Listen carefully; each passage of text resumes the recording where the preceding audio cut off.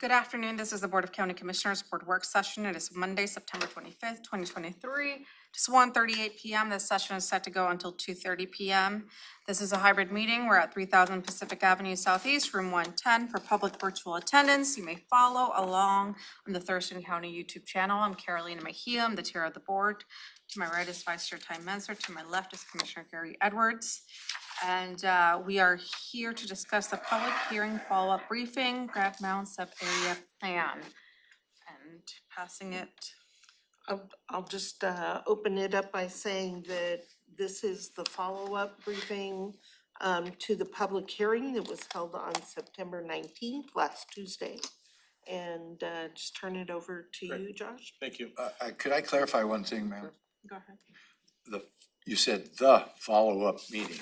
Does that mean we can only have this meeting, or do we have the potential of other meetings if we don't get to the bottom of whatever? If the board needs additional time, we can, of Okay. course, schedule additional meetings. Okay, But as thank you. of right now, this is the one that we have scheduled. Okay. I'm Joshua Cummings, the Director of Community Planning and Economic Development, CPED. Just wanted to remind the County Commission, this is an item from your docket, obviously, that the Planning Commission is continuing to move through the process and now to the Board of County Commissioners and through the public hearing process. So another one of those successes in terms of an item moving through the process. We recognize that there's a lot of information that comes at you on a daily basis.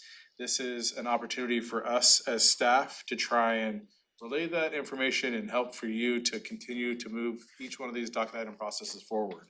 This one has a couple of different moving parts to it, and this is a follow-up hearing to the public hearing.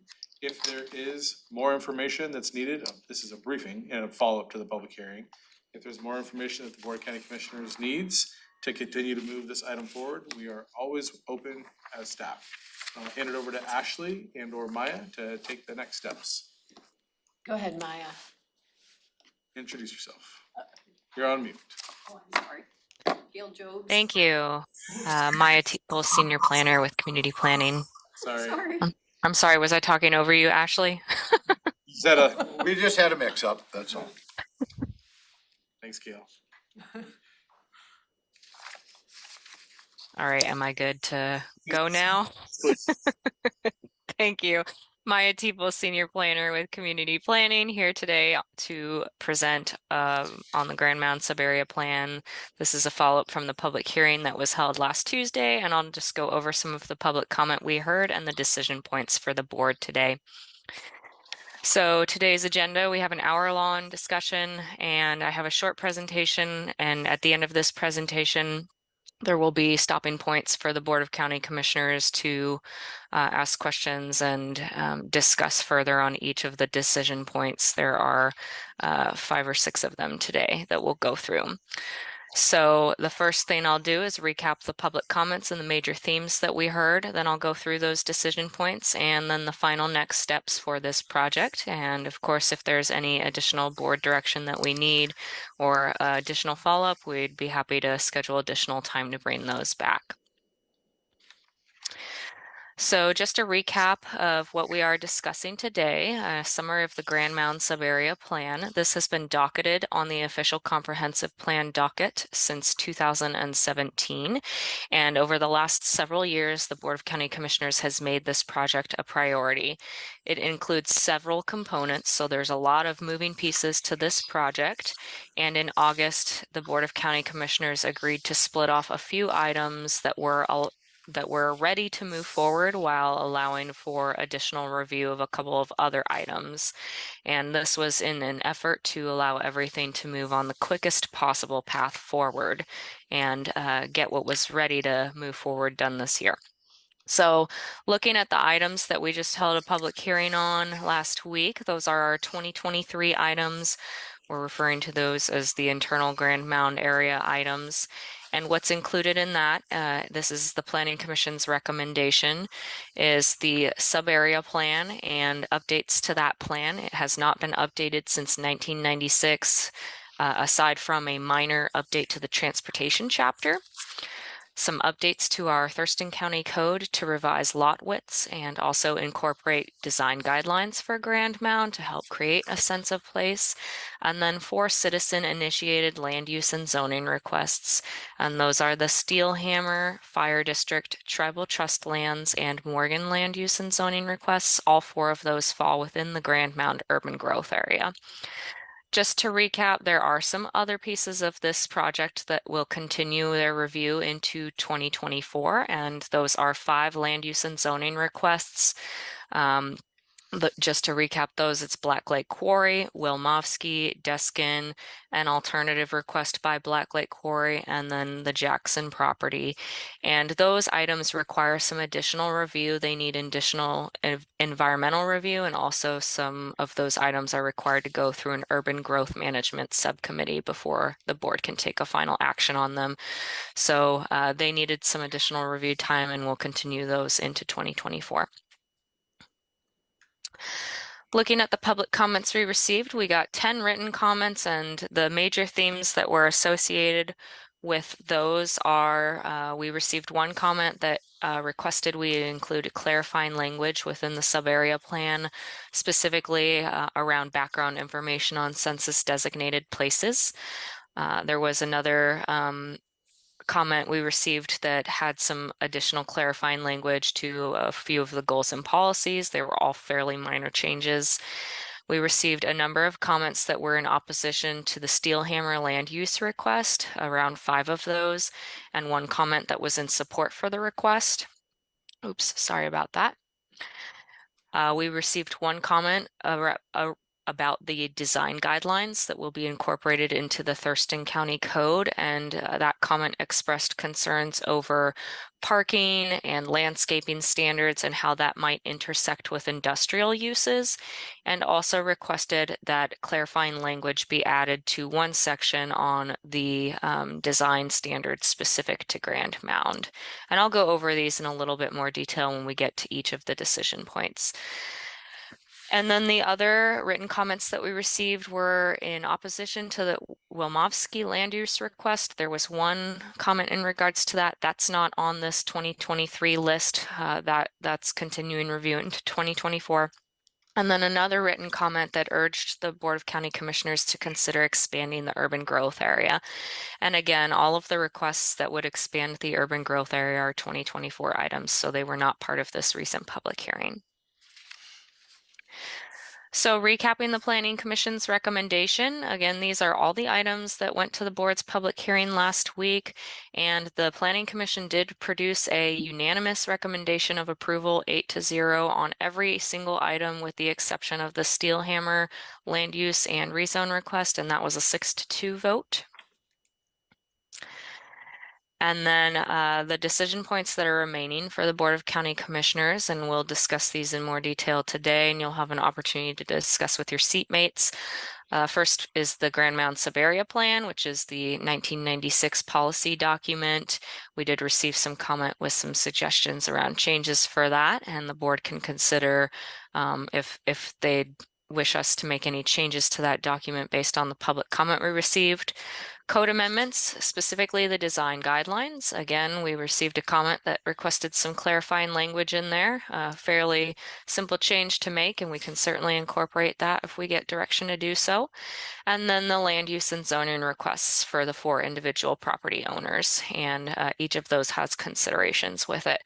So the map shown on this slide is the 4 land use and zoning requests that are being considered and for the board's discussion today. And the board has kind of broad options on these. They can choose either of the 2 options that are before them, request additional information, and kick it to further review, so we can discuss as needed for each of these. But the Morgan Dental property is in the northeastern part of the urban growth area, right on the border. The Tribal Trust Lands is a larger portion in blue that's on the southern eastern portion of the Grand Mound urban growth area. And then the Steelhammer and the Fire District are just across the street from the Tribal Trust Lands request, and those are those 2 areas in red down here. So, the next several slides are to walk through the decision points, and the first two are kind of the easy ones, and then we get into the land use requests. So, regarding the Grand Mound Subarea plan, the board has the options to leave the plan as is or to consider making changes to the plan. Specifically, there were some changes asked for in public comment. Both of those changes are fairly small in nature, easy to make. We can certainly do that in the background, and it does not affect the timeline for the project if the board wishes us to make those changes regarding census designated places, the footnote there, and some of the goals, some of the phrasing language there. And so I'll open it up for discussion on this item. Commissioners, going to the Grand Mound Subarea plan, it's leave plan as is or make minor clarifying changes based on the public comment. Or if you have any other additional edits, we can be decision point. We can throw them out there We now? can throw them out there now. Well, oh, So okay. go ahead. No, did you call on me? Yeah. Oh, okay. I guess before I get into maybe individual issues, my feeling is, why can't we, I'm gonna say, honor the majority of the Grand Mound folks' requests? Why not move forward with all of Grand Mound and expand the UGA and get her done, get it over with? It's a industrial area that's gonna be absorbed by the tribe, and it's already been absorbed by Lewis County all the way up to the county line, so it's got a freeway interchange there.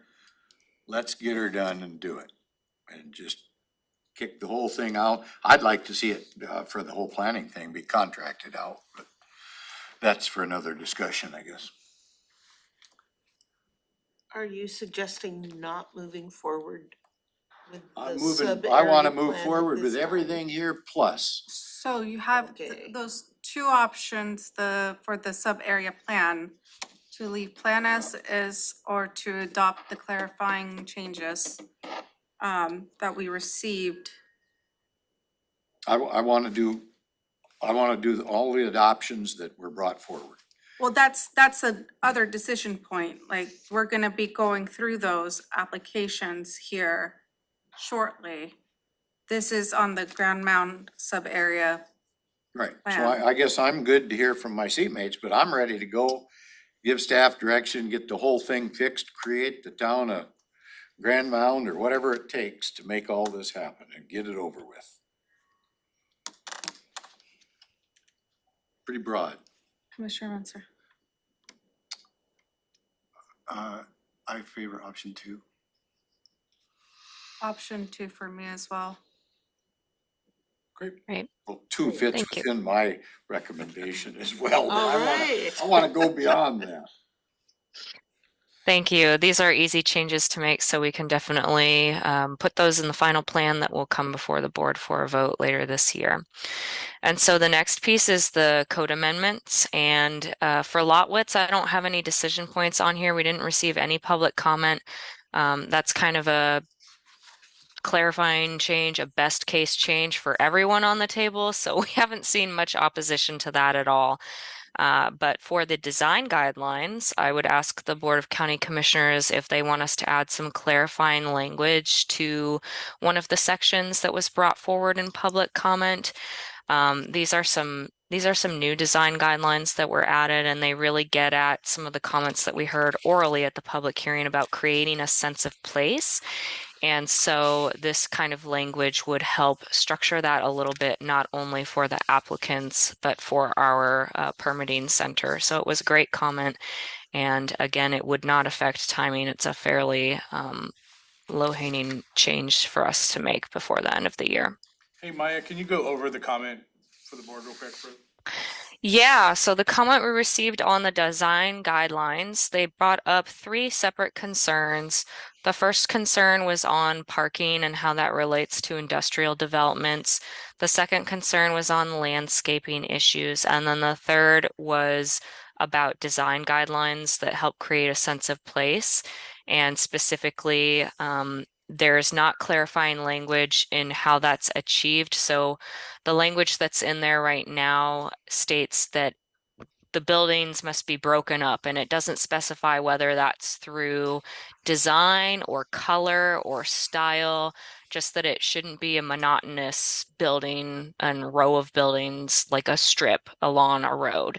And so the comment that we received in regards to the design guidelines is to clarify that that could be done with design, color, or facade of a building, and that it's not limiting just based on the design of the way it's built, the number of buildings and all of that, so that they can use other design techniques to break that up. And then the other two issues that commenter raised around parking and landscaping and how it relates to industrial, we did look into that a little bit further.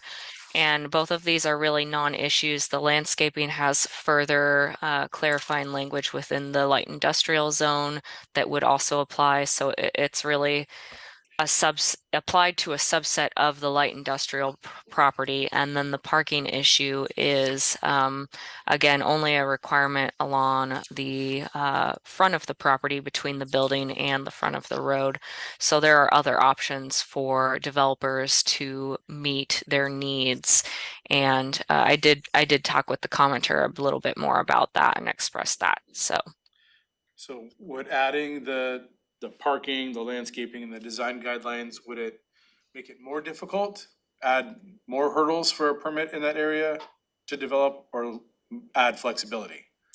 the parking and landscaping are addressed, so we're not really proposing any clarifying changes there. The addition to the design guidelines based on the comment would outline that there is flexibility for developers. So it provides more options for a developer, and it just makes sure that that's clear to our permitting staff that they have those options. Okay. And the lift to add those is minimal? Very minimal, yes. Is there a particular page that this comment is on? Because I don't think I missed this one. Did you hear the question, Maya? We're looking for the page number on this comment. Yeah, let me pull up the board briefing document. It's by Mr. Toyer. And I want to say he is comment number 8 on page 27 of 119. Got it. Wow, that was really good, Maya. Nice job.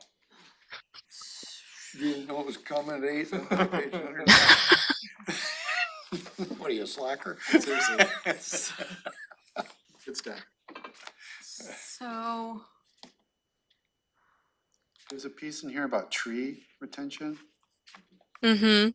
Yeah, and so their concern with the landscaping standards was that it might have kind of a over requirement to industrial lands and retention of trees unless they're a safety hazard. And so that does not apply to the entire property. The light industrial zone has a specific landscaping requirement within it that is kind of outside of these new guidelines that applies. And I want to say it's 10% of the property that they're required to have in like an open space landscaped format for those light industrial developments. That's not new, that's applied and that's been applied. And so the landscaping requirements and the retention of native and significant trees applies only to that 10% area that they would be required to landscape for. It's not the whole property. And so the comment concludes by saying some mechanism needs to be allowed to account for tree removal, but mitigation in lieu of. And I believe, Maya, what I'm hearing you say is we already have that. Yes, that's in the zoning district language. Okay, so the only piece of this that you're proposing we potentially add is something that would make it clear that there's flexibility on 2636-080. And I'm looking at that right now, and you said that relates to sense of place or something. So go just a little deeper, Commissioner Mintzer, 20.36.080.1D. 1D. The comment is saying you should specify that this doesn't require industrial buildings to only accomplish this change by an actual building, but the use of materials and colors can also achieve the objectives. And I think Maya, Because what you're trying to prevent is long stretches of monotonous facade. and I think Maya, what you're saying is that would be what we are suggesting to add in that decision point. Right, that's exactly correct. So we would add specific language that says use of materials, colors, and design are all tools that can be used to achieve that. So it would not limit the developer. Okay, well, the 1D says, buildings shall be divided along the facade abutting a public street or parking lot at regular intervals. So this just is like, you can't have too long of a strip mall. The strip can only, you gotta break it up. So what you're doing right now is what Brett's group would do in interpreting what Uh-huh. that means. Uh-huh. And what the commenter is saying is, I'm gonna help you interpret that. It could be broken up with use of materials and colors. And so we're talking to the future, when some plan reviewer is reviewing this in the future and they say, so does that mean you just can't have long strips? Well, if they're different materials and different colors, we're adding this as a delineator that could be used to break up those long strips. Is that helpful? Yeah, I get it. I don't, Talking to the future. know what the right answer is, but I understand it.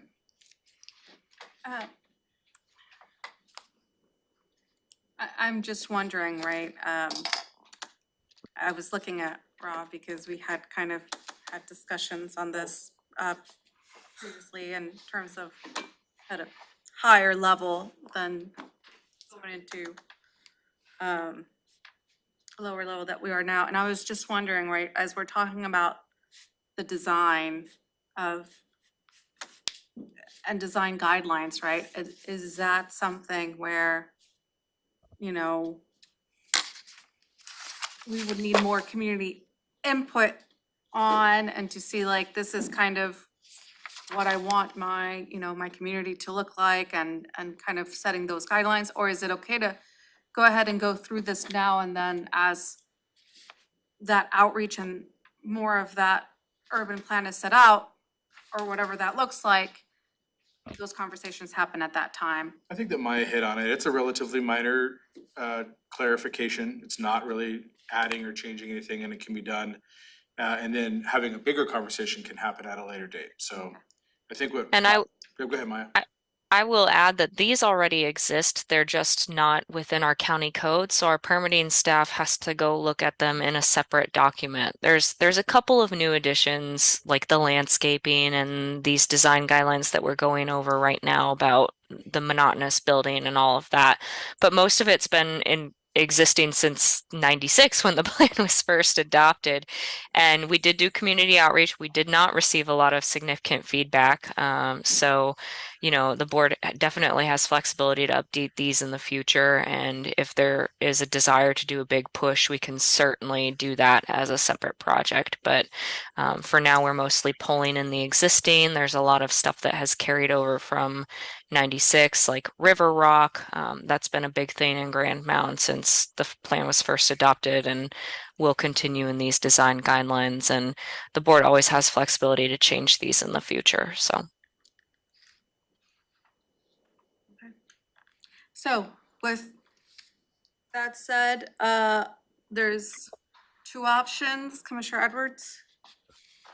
Or would you like to add anything additional to that? Well, I want to add, we've got, Grand Mountain has the sewer and water system in place. Let's get her done. Let's go for it. So do two plus every other damn thing that needs to be done to make something happen around here. I hate to think about the steel hammers that put in 12 years ago, and we sat on their money for 12 years, and they never got a penny back, plus they never got any service. So I think that's a crime. I think that's legal extortion, if you will, by the government, and we should do something about it. And I think we're obligated to move forward. We know it's not gonna turn into a immediate golf course or open area there. It's gonna be, it's gonna be a combination of activities. And I think we've got it pretty well figured out what it's gonna be. Let's go for it. I think that's a yes on, It's a yes, but I'm wanting to do something. Steelhammer's next. The, God, the bureaucracy. 2? Okay, and then 2 for me as well. Great, thank you. it's fine. And now into, I'm sorry, go ahead. I just said thank you. Continue, please. Great. And so now going into the 4 land use and zoning requests. These are the 4 that we had the public hearing on the 19th on. And so starting with Steelhammer, this is a request kind of in the southern portion of Grand Mound. They've asked to change about 4.9 acres of their land. It's currently zoned as residential 4 to 16 units per 1 acre. And their request is to change it to arterial commercial. And the red is the area that would be changed. And it's right across the street from the Great Wolf Lodge and just north of the Grand Mound School, which is in that purple area there. And that's a historic site. This is the only strip of land, this kind of tan color here, and the Steelhammer, which is requesting to be changed, that is zoned for residential 4 to 16 units per 1 acre. And you know, looking at that land, it really hasn't been built out at that density. There's maybe 1 or 2 parcels that have been built out at that density. And then there's some single family homes and some single buildings and buildings that are used for kind of home occupations or other commercial uses that may have been permitted previously. So even though we have this higher density residential zoning here, it really hasn't seen development at that. And so we are seeing a lot of arterial commercial down this old Highway 99 strip. So a little bit about what arterial commercial would allow for. Certain types of commercial uses like barber shops, grocery stores, like refrigerator and application stores, and it's an appropriate classification for infilling commercial areas along traffic corridors. And that comes straight from our language in the county code. Again, we received a couple of comments both in favor and against of this rezone request. Several of those comments asked that this area, the larger area surrounding the Steelhammer property as well, be protected for historic purposes, or that the county consider that as a park. I did speak with some of those commenters, and I reiterated that typically a park is a private agreement. The selling party has to be willing to that. And you know, the applicants have indicated that whether it's arterial, commercial, or residential, they would probably prefer to develop it out at that. And in terms of the units that would be lost, it's roughly 20 to 80 possible units lost. Again, we're not really seeing that high density development at this time in that area that's zoned for it. And we do have requests that are kind of in the 2024 lot that would consider adding those units back in on the other side of Grand Mound. So I'll open it up for the board. The 2 options are to either leave it at its current zoning or change it to the applicant's requested zoning of arterial commercial, or if the board wants to consider something different. Maya, we just kind of did this in shorelines with colors and designations, so I'm gonna stick on that a little bit. So there's the tan, there's the purple, and they want to be red, which is different than either the tan or the purple? That's right. They want to be red. Red is arterial commercial. This map does not show it, but across the street here, where it's kind of this big triangle of purple, that's the Great Wolf Lodge, and they have also requested to go red too. So it would not be a lone red property anymore if the tribal trust lands. What is it currently? Is it tan? It's tan currently, yes. And so that's where you're saying if it goes to red and goes away from tan, we lose potential, that area loses potential housing units. That's correct, yes. But potential housing is allowed in arterial commercial, right, Maya? I would have to go back and look at that. I don't know that we allow for what kind of housing we allow for arterial commercial, but I can certainly look that up really quick while the board is having a discussion. And what was the purple again? Purple is planned industrial district, and so that is a zone that the county has that's unique to Grand Mound area, and that allows for a mix of commercial and kind of lighter industrial uses. So it's kind of a mix of both. Commissioner Mensah, you had your hand up. Yes. Well, that raises a question. So the purple allows commercial and residential. What is the motivation to change purple to a commercial? Planned industrial to commercial? What do you get for that change if you're the property? They're currently tan, so they can currently do residential on the property, 4 to 16 units per 1 acre. I was thinking about what you said about Great Wolf. Oh, the Great Wolf Lodge on the tribal trust And lands. there's also another one, Morgan Dental, that wants to go planned industrial to commercial. Yeah, the arterial commercial zone allows for more commercial uses and kind of smaller commercial uses. Don't we need to, so this one, there's 4 of these, and they all want to go to commercial, and 2 of them want to come out of, you know, a more dense housing zone to arterial commercial.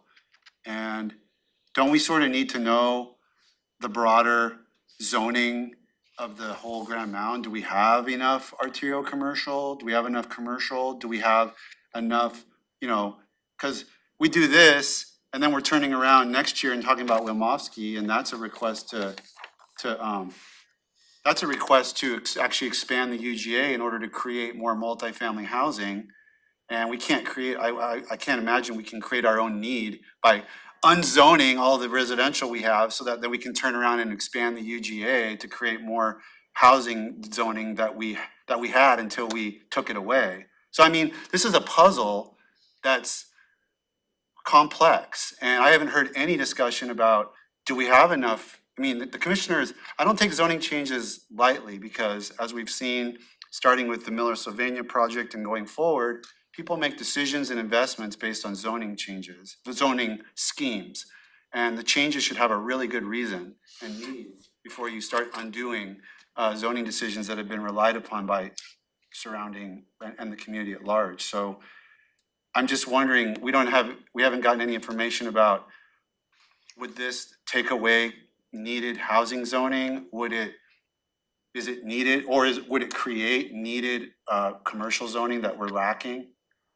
Yeah, thank you, Commissioner Menser. So that's not something that we went into great detail with the board. Ashley did just look it up, and arterial commercial does actually allow for residential development at the same density as the zoning that currently applies on the property. So residential 4 to 16 units per 1 acre. So that's a correction in what I had just previously said. It wouldn't take away any housing units. It would only add certain commercial units to that property. And we did do kind of a buildable lands analysis, looking at what the impact of the rezones would be. And TRPC conducted that. And even if all of the changes were processed, the Grand Mound area would still have enough capacity for units going forward over the next 20 years. And it leaves us, there's a specific range. We're actually in excess capacity in Grand Mound right now. We would continue to be within a healthy range of excess capacity moving forward, even if all of the land use amendments were considered. And so I think the Wilmofsky request is the only one that specifically is desiring to go to a residential zone. The rest are all kind of industrial to commercial. This one and the fire district are residential 4 to 16 to commercial. And so the impact on that, without the Wilmofsky property still leaves us in a healthy range. It just alters it ever so slightly. So we have that information. That's certainly something we could get into in more detail if the board wishes to look at it, but we had TRPC do analysis, and we do have enough units projected for the next 20 years, even with the changes. The discussion we had, though, I was the representative at the UGM subcommittee meeting, and the discussion we had there is that the legislature said that the comprehensive plan now has to analyze your housing needs by economic strata. And whereas previously it was just a high level housing units, that was disconnected to whether those units would actually materialize, and it was disconnected to whether you had housing availability in each income strata, and we're gonna be required to look at that. So what the UGM subcommittee determined was that it would be premature to make a decision on Wilmofsky or something like it without that more detailed analysis, because you might be able to say there's enough housing zoning just counting units, but you might find that like multifamily is just like there's zero. Maybe, I'm just saying, I don't know what the answer is. But that was just the discussion we had, and we delayed decision and recommendation. So it seems like here, you can say there's enough housing units, but it doesn't really give me that second level of detail that I certainly needed to make my decision in the UGM subcommittee, and I feel kind of similarly constrained here because it's all part of one, community area. I think the difference with this request is that, as I mentioned, I made an error saying that it would reduce the number of housing units. It actually doesn't change it because you can develop up to 16 units per acre in arterial commercial. Ashley just looked that up for me.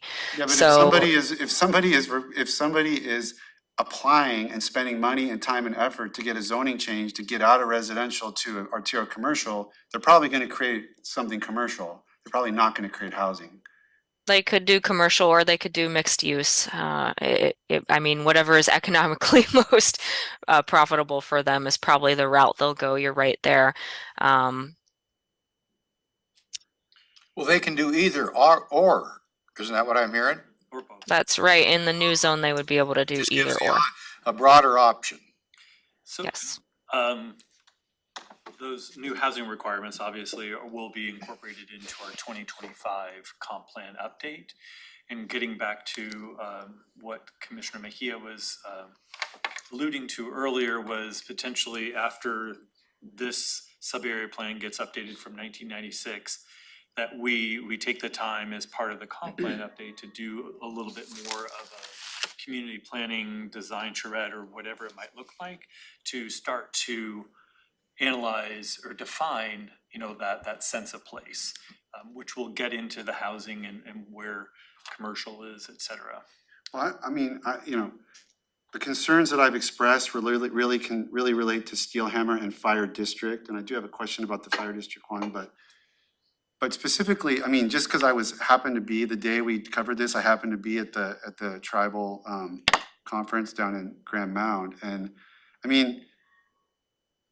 the Great Wolf Lodge is a great resource. We have our real estate forum there and our economic development forum, and it brings in conferences, and we had the tribal thing going on there, and it's a nice facility, and as you pull out of it, and I hope none of the property owners are here. If they are, I apologize, but about the ugliest thing you could ever imagine is this bright yellow strip mall right in front of the Great Wolf Lodge, and I would hate to see something like that go in. Like, that's not gonna help the community, it's not gonna help the investment in that area and what that facility brings to our community, so I know that, you can't control what's gonna happen there, and I'm sure the property owner would say, oh no, we're gonna make something very beautiful, but that is just awful and a blight, and I don't see any motivation on my part to change that zoning to commercial with that kind of prospect. Cutting down the wall of trees that's there, putting in that bright yellow strip mall just makes me kind of just cringe. I don't know if that's an appropriate analysis or not, but I feel like I'm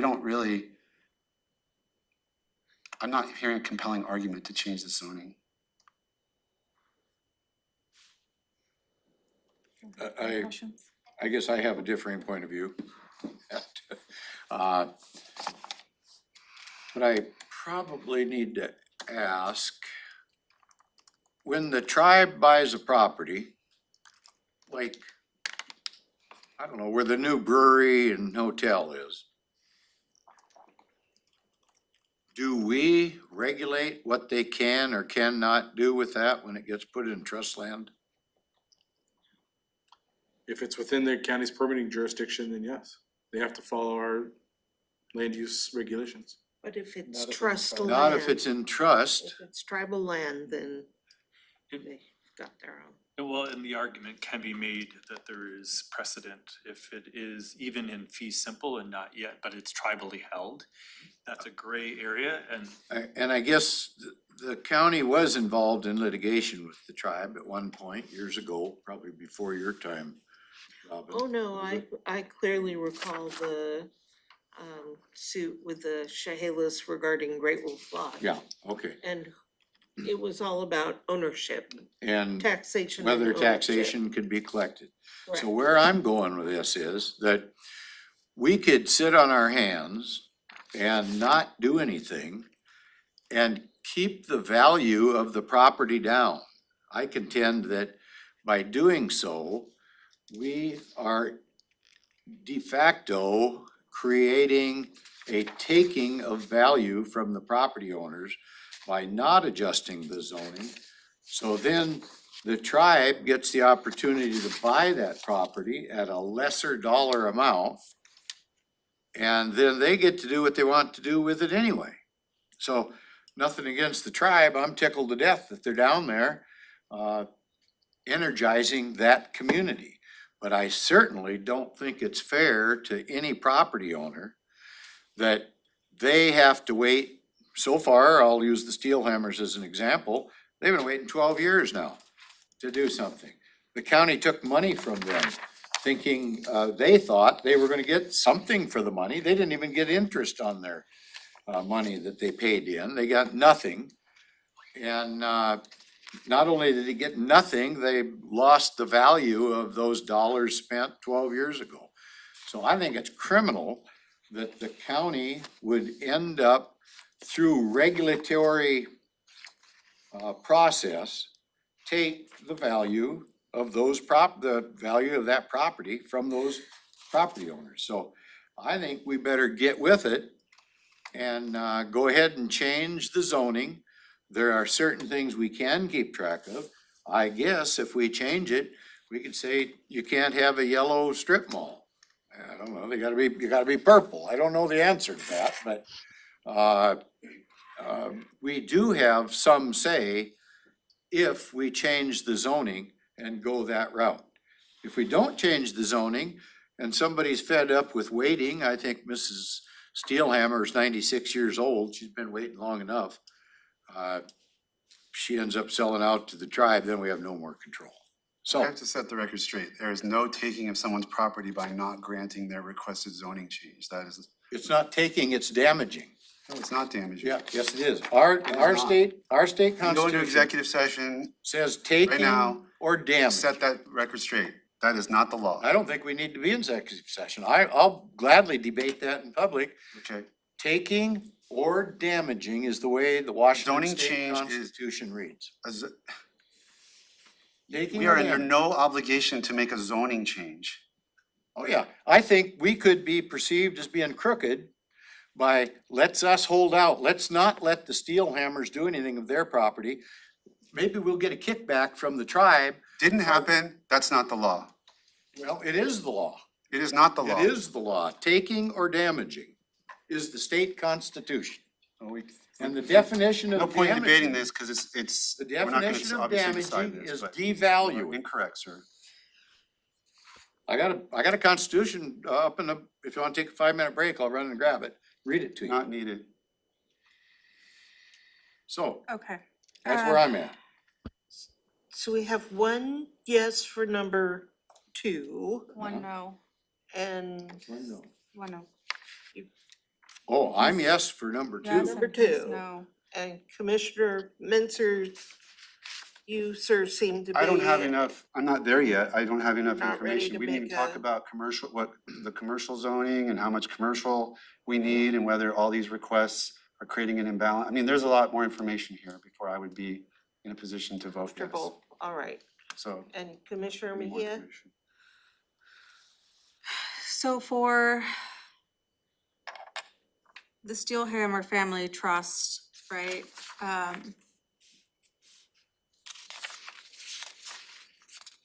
Where I'm at is, I'm leaning towards a yes, but I just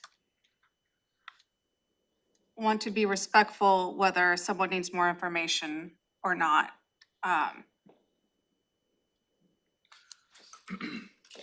Might I make a decision? Could I make a comment, ma'am? Go ahead.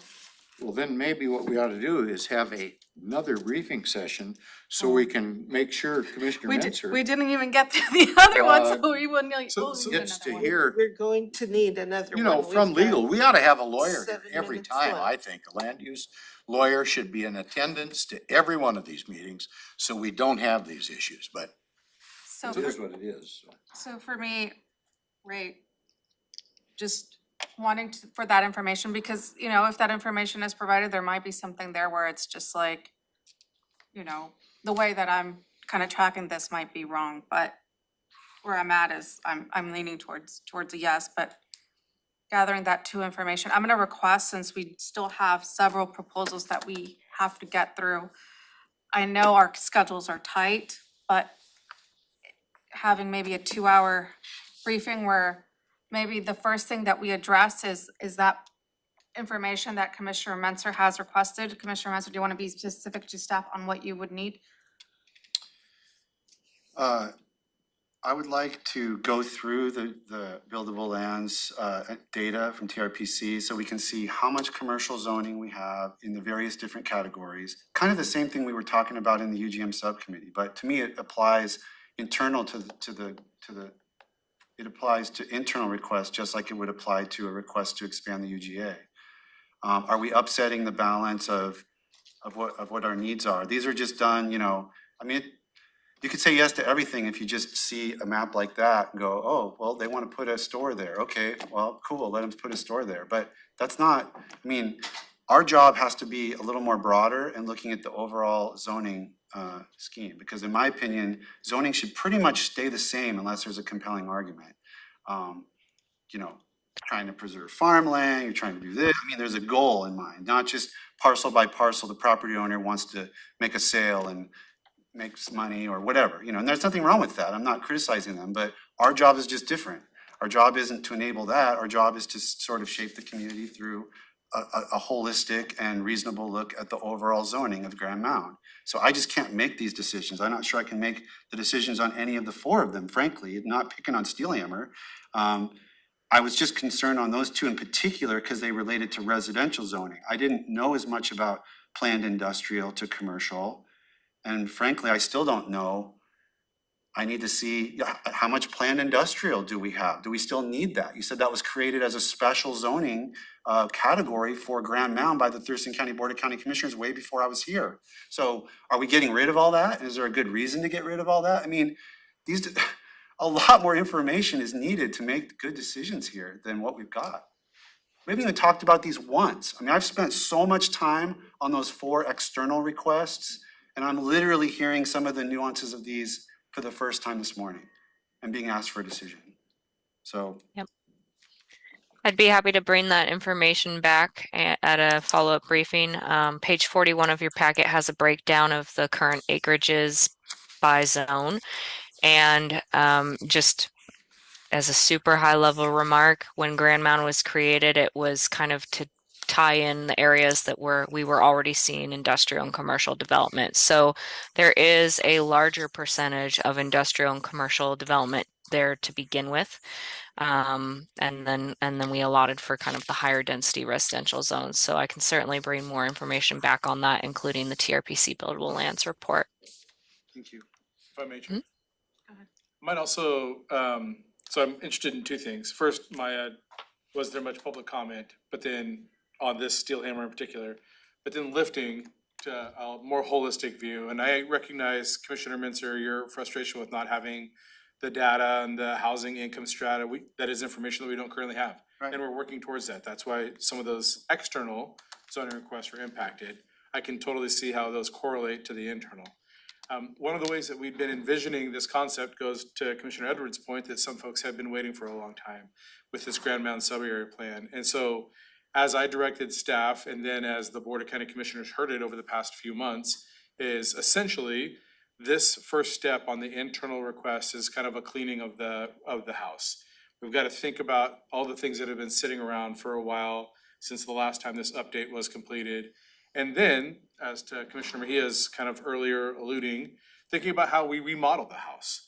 that this big concept of what is Grand Mound and what does the community want down there, that's the next step. And so we didn't wanna stop all of these requests that had been sitting on the docket for a long time and then put those on pause while we thought about the bigger vision. So this was an attempt for the board to see those items, those individual requests that were internal to the Grand Mound sub-area, and have a conversation about what you might want to do with them. And if that conversation is, we don't have enough information in terms of these individual requests, and maybe we should roll them into the bigger vision of what Grand Mound should be, that's fine as well. But just know that staff's goal was to honor the board's direction to try and complete these items before the end of the year. And if we take that time, which is totally acceptable, recognize that that timeline to completion on these internal items within the Grand Mound discussion are not going to be completed by the end of the year. So I just want to make sure that expectations are measured by the Board of County Commissioners and know that there is this, essentially this cleaning of the house of the items that have been on there for a long time and the larger concept of what Grand Mound could be in the future. I just wanted to make sure that that was heard and recognized, and staff is open to go whichever direction the board just decides. Okay. Any additional questions for staff? Back to that quick question, Maya, was there any on Steelhammer? What were the comments? We got 5 in opposition and then 1 was in favor of the rezone.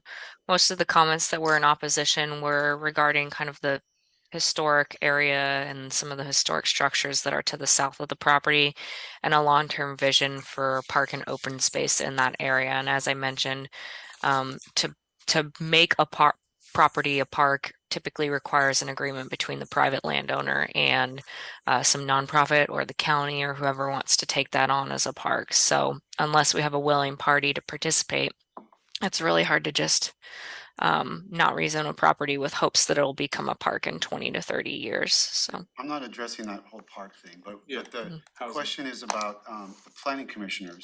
You said that was a 6-2 vote, and were the planning commissioners that voted against it talking about making a park, or did they have some other concern? their concerns were mostly environmental considerations. The tree stands, go for priority habitat, things like that. Okay, thank you. Thank you, Maya, that was helpful.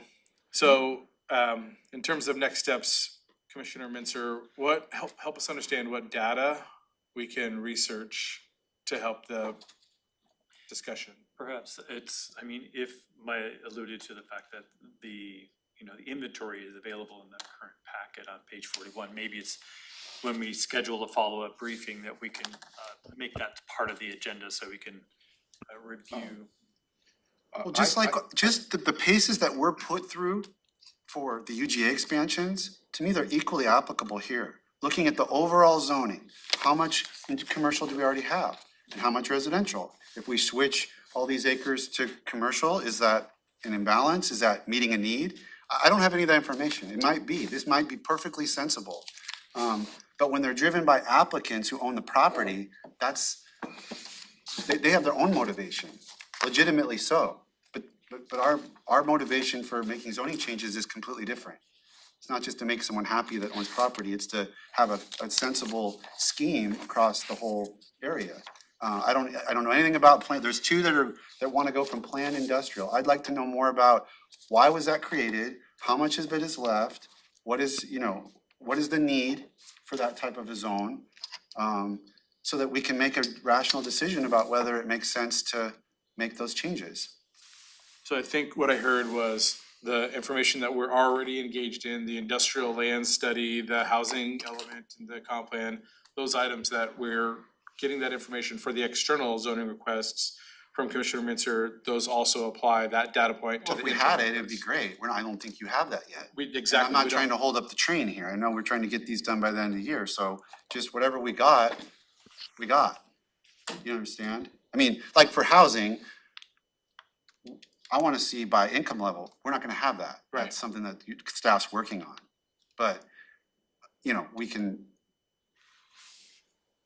can look at the relative quantity of different types of housing zoning, whether it's 1 per 5 acre or 4 to 16 per acre versus arterial commercial and where those are, and Yeah, I'm just trying to answer Josh's question. He trying wanted to to get know what I wanted to see. I'm trying to explain it. And maybe you two can kind of meet up, and then I'm gonna request for a 2-hour briefing. That way we can go through the information that is needed, and then we can go through the other decision points that need to happen. Thank you all. It is 2:32. We are adjourned. Should be ready on